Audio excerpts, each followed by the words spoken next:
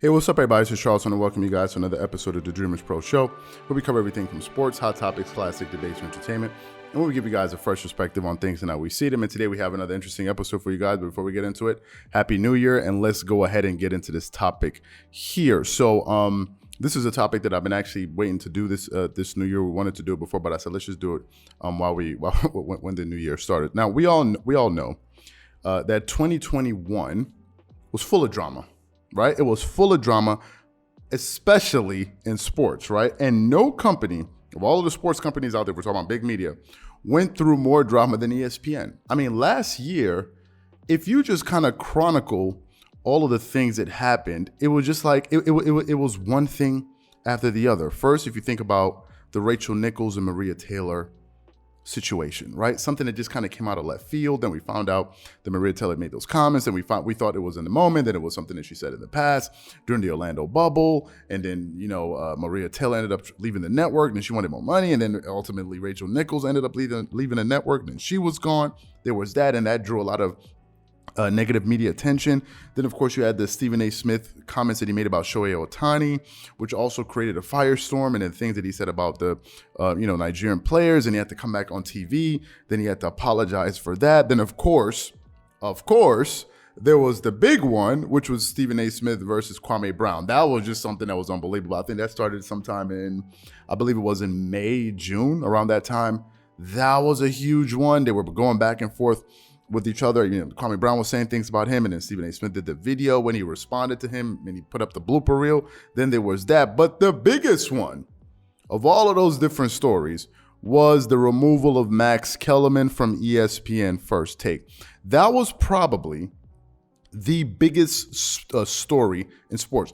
If we're talking about a story that really, captured the attention of the majority of the viewing public, like people that really don't follow basketball games, but are just into news in general, that story made news, right? I mean, it was a big it was a big story. And obviously, once we later found out the reason he was removed, we found out it was Stephen A. Smith. Then he did his media run when he went out there and basically said I was the one that kind of proposed that. I mean, there were just so many things, right?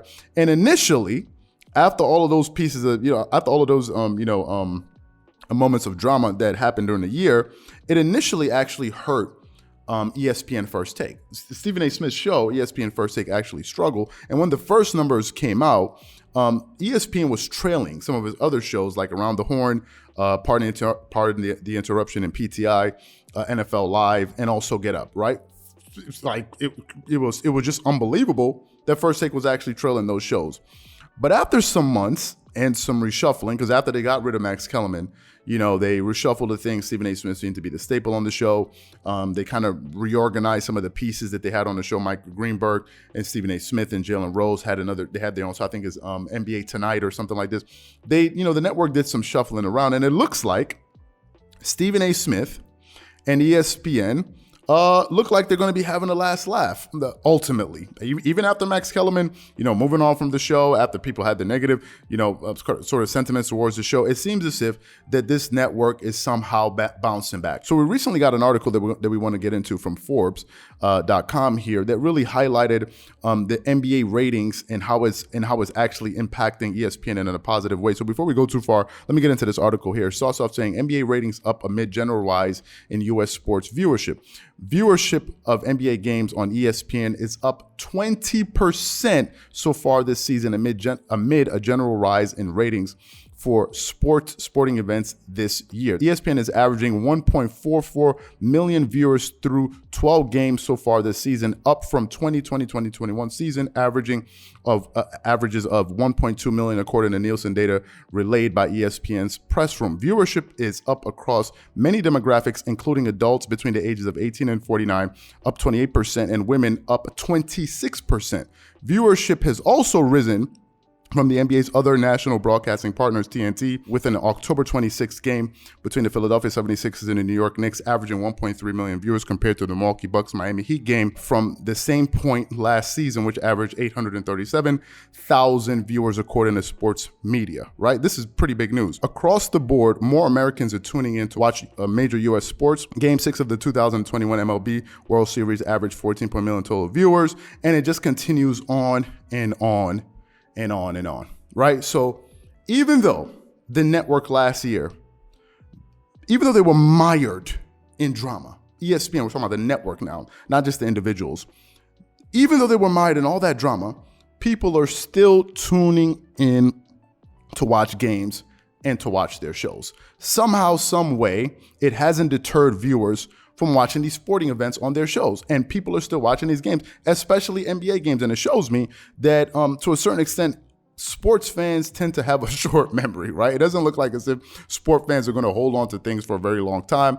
It looks like something may happen in the moment, and a few months later, or a year or two later, people have already moved on and they're moving on to something else. It shows me that, you know, these games are probably the lifeblood of this network. If we're just looking at the games that people are tuning in to see, and for good reason. If you watch any of these basketball games on ESPN, I think they found a way to present a very entertaining product for people to watch. Whether it is, you know, the way that they market the games, you guys see how they market the games in these commercials, whether it's the on-air personalities that they have calling the games, maybe it's the pregame show. You see the pregame shows with Jalen Rose, Mike Greenberg, Michael Wilbon. You see them there kind of hyping up the game before. Then you have the halftime shows with these guys kind of breaking things down in a very interesting way. Then you have the after the game.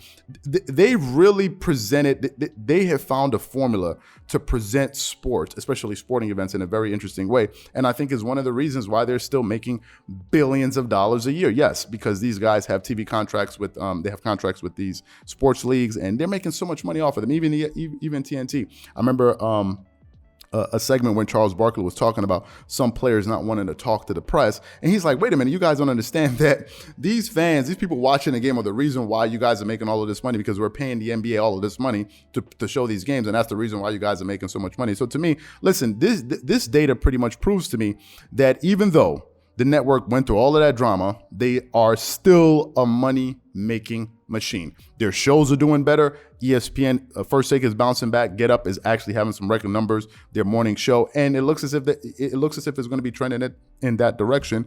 Heading into the future, I don't see really what could derail them at this point, right? Because if they went through all of what they went through last year, all of that drama, and here we are, they're still making tens of millions or billions of dollars. I think there's no slowing them down. So what I want to know from you guys is, number one, what do you think about the report that I gave, that I read from Forbes, and what are your thoughts about ESPN? Do you think that they're going to remain the top dog moving into the future? Whatever you guys think, please leave your thoughts and comments in the comment section below. Again, if you enjoyed the video, be sure to make sure you go ahead and hit the like button, hit the subscribe button, and hit the notification bell to be notified whenever we drop our content. Once again, this is Charles here from Dreamerspro. Wishing you guys an amazing day, and catch you guys on the next episode.